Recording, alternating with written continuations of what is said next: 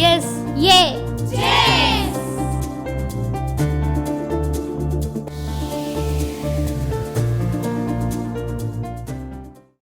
ఈ దేహంలో ఉన్న ఒక వ్యక్తి ఉన్నాడు, నీ కోసం ఉన్నాడు. వాడు ఎవరి కోసం లేడు, వాడు ఎవరికి పరిచయం కాడు. వాడు నొప్పి.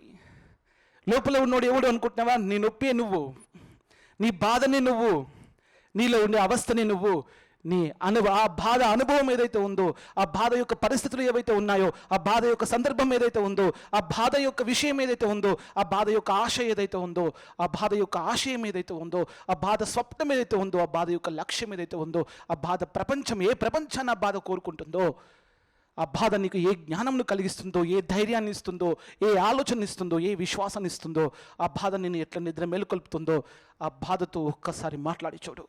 ఆ బాధతో ఒక్కసారి ఏకాంతంగా గడిపి చూడు. ఆ బాధతో ఒక్కసారి నువ్వు నీ జీవితాన్ని అడుగులేసి చూడు. బాధ వచ్చినప్పుడు బలహీనపడేవాడు పశువు అవుతాడు.